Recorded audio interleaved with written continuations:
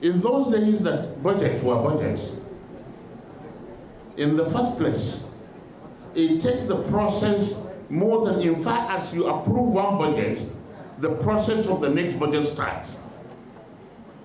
And as a one-time permanent secretary of planning, I am aware, until today, I am aware that budget, when passed, is a law.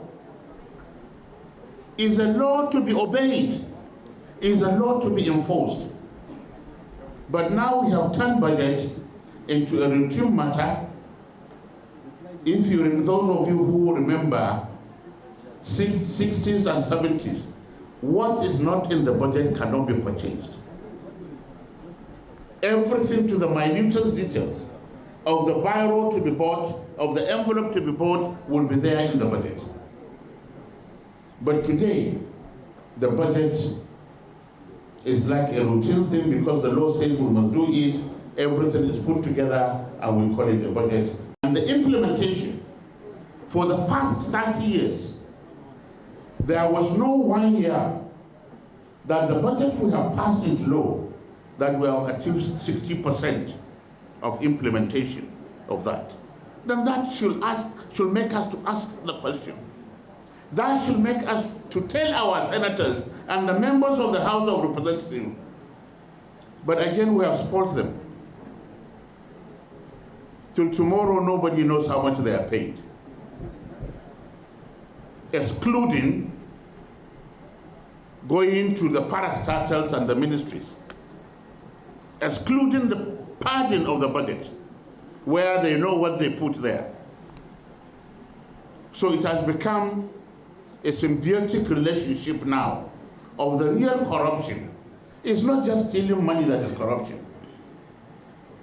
When you put an ink in a water, you have corrupted that water.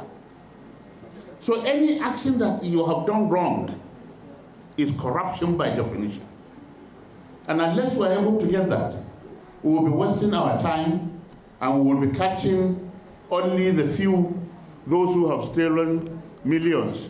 And those who have stolen billions, you will never catch them. Because before you catch them, they have caught you.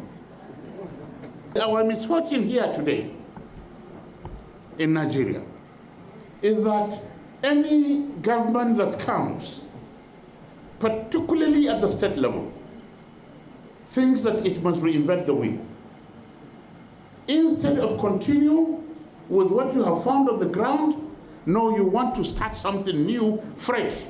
So you go to some state and you see abandoned projects all over. Because every governor thinks that his tenure is independent of the other. No, government is a continuous process. That is why I'm always concerned when we are not talking of 5-year, 10-year development plan. Because through that, you will be able to know what to expect.